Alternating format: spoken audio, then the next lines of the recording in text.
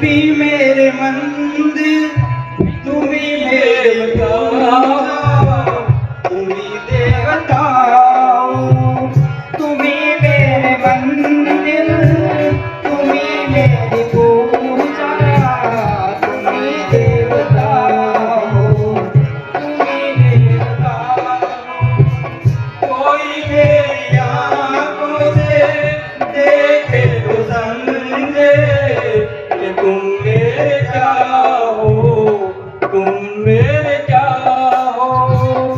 तुम ही मेरे माथे की बिंदिया की झिलमिल, तुम ही मेरे हाथों के गजरे की मंजिल। देख कर ये ख्याल आ रहा है, तुमसे फरिश्ता कोई जा रहा है।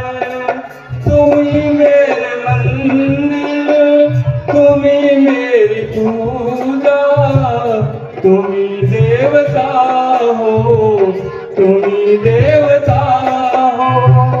बहुत रात बीती, चलो मैं सुना दूं पवन छेड़ सरगम, मैं लोरी सुना दूं।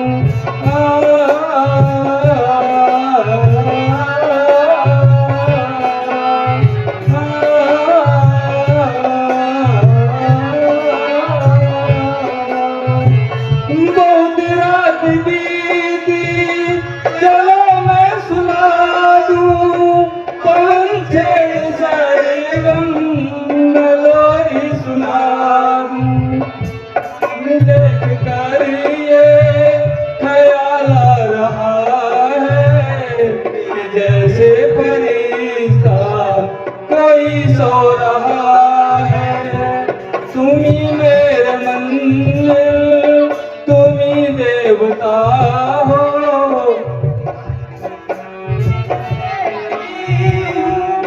उधर तुम हो, न जाने मगर किन ख्याल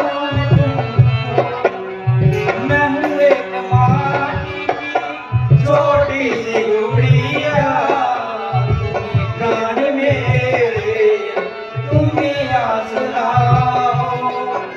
तुम ही मेरे मंदिर, तुम ही मेरी पूजा, तुम ही देवता हो, तुम ही देवता हो।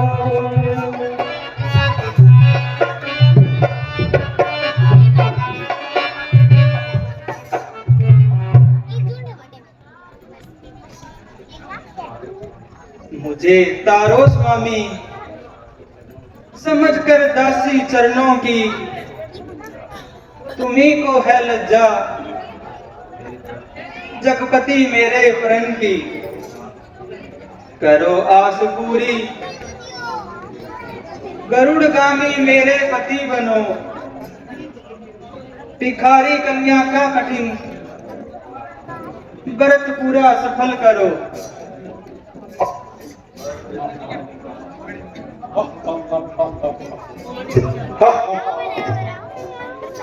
बल खाए चोटी, अलख मुख पर करत विहार, मानो चंद्र के रंग में खेलते नाग सुमार। नहीं नहीं, यह उपमा भी अधूरी है। भद्रे, तुम कौन हो?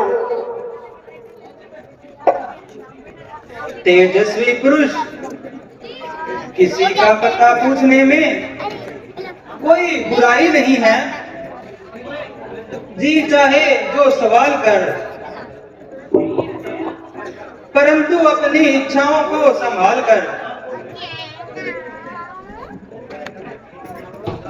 मैं कुशतवन ऋषि की अनाथ कन्या हूं। अनाथ कन्या? अनाथ और कन्या दो शब्द सोचता हूं मैं जब इन दो शब्दों का अर्थ एक ऊंचे में है, दरियामंद दो, एक तो कुमारी और ऊपर से अनाथ, एक उत्तर और अनंत दो। होश में आ लंकापति, ज्यादा न मचल। ये जो तेरे खोटे भाव हैं, ये तेरे ही चेहरे पे आकर वीरत्व की निंदा कर रहे हैं।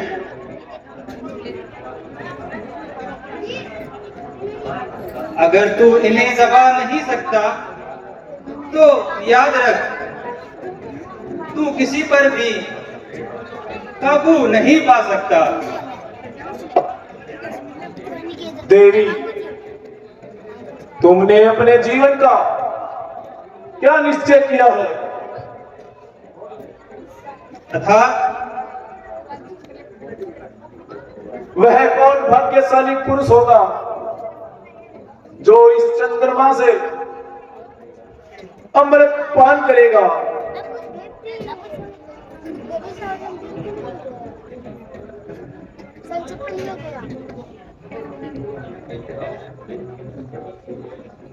यदि सीधे शब्दों में मेरे भावी पति का नाम पूछ लेते तो तुम्हारी पंडिताई घट जाती। मेरे पति सर्वशक्तिमान, इस जगत के पालनहार, शेषवासी श्री विष्णु भगवान हैं। वह नास्तिक विष्णु। नास्तिक विष्णु? अरे नापाक राक्षस, जगदीश्वर विष्णु के प्रति यह दुर्विचार। योगिनी, उठा तुमको मैं रख लेता, अभी अपने गुब्बारे में जबरदस्ती अच्छी नहीं, मगर प्रीति के बारे में। सुंदरी, जंगलों में तो खाक छानने से यही अच्छा है कि मेरे साथ चल और राजमहलों के सुख भोग। राजमहलों के सुख क्या बकता है?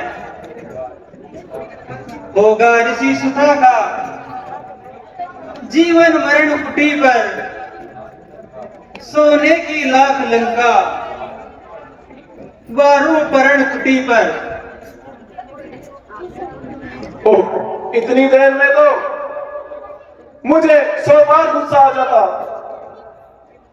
परंतु यह तेरे ही प्रेम के वार है जो अब तक रोकते हैं।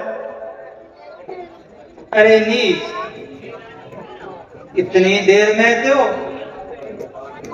कोई दूसरा 100 बार शर्मा जाता, परंतु ये तेरे ही कठोर वाक्य हैं जो मेरे सीने में अब तक छुरियां भोंक रहे हैं। शांत हो, निर्विवाद चंद हो। अच्छा, तो अब यह बता कि मैं विष्णु और विष्णु लोक को जड़ से उठाकर फेंक दूं तो क्या तू मुझे स्वीकार करेगी? 1000 जन्म में भी नहीं। ऋषि कन्या जिस तरह से तुझे अब दिखा रही है, उस समय भी धिक्कारेगी। जो काम मैं नहीं करना चाहता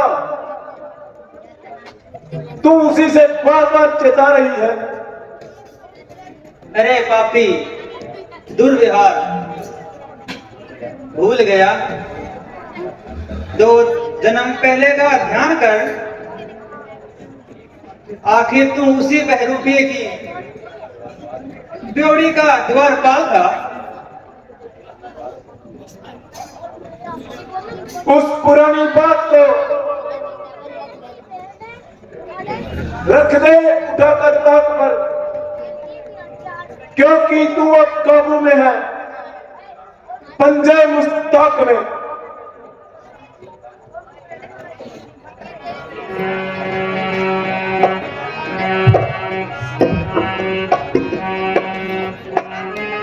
बोल बोल, क्या तुझे मेरे साथ चलना मंजूर है?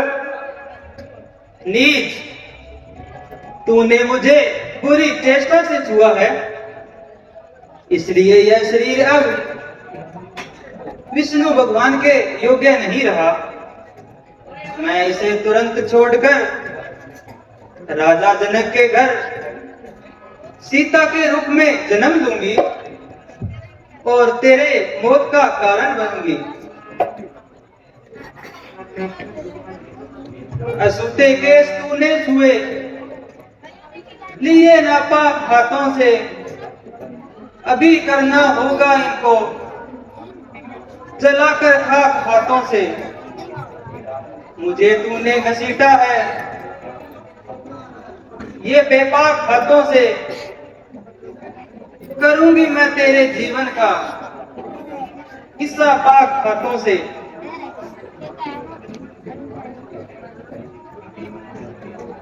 जनक के घर दिखाई देगी झांकी जानकी की, करेगी नाश तेरा होके जानकी।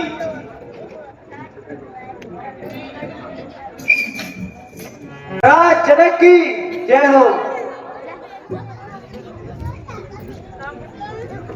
हे गुरुदेव, अब हमें ऐसा कोई उपाय बताएं जिससे राज्य में अकाल का साया दूर हो सके, अच्छी वर्षा हो और प्रजा में खुशहाली हो। हे राजन, इसका एक उपाय है,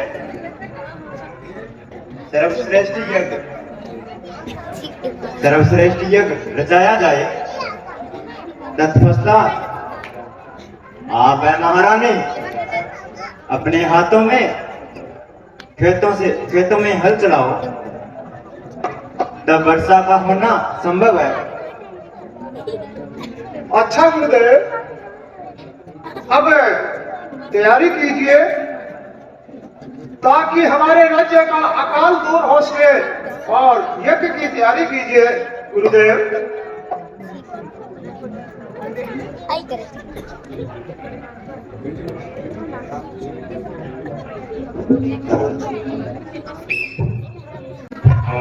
ओम मंगलानंदं भूतगणाधीशेन्द्रं गणगणगणगणजारो भक्षणं उमासुतं योगिनाथकारकं नमामि मुने सर्वाद्वन्द्यं गणानाथभागवती हवामहे गणानाथभागवती वामहे।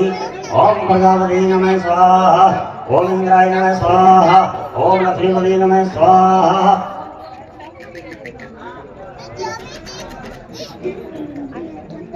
मंत्री जी, आप हल लेकर आओ। जो आ गया महाराज।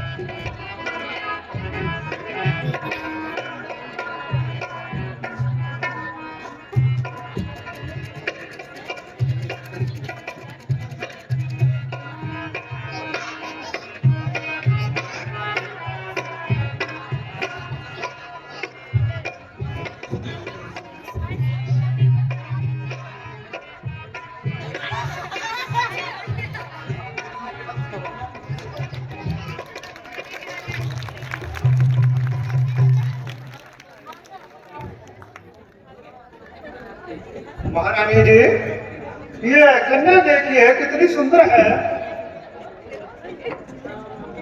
इसे हम अपने महलों में लेके चलेंगे। आज से यह कन्या हमारी पुत्री है। हे गुरुदेव, इस कन्या का नामकरण संस्कार कीजिए। हे राजन, ये कन्या बड़ी भाग्यशाली है और अनेक गुणों की खान है, अतः मैं इसका नाम सीता रखता हूँ। वो आज्ञा गुरुदेव। महाराज दशरथ की जय हो।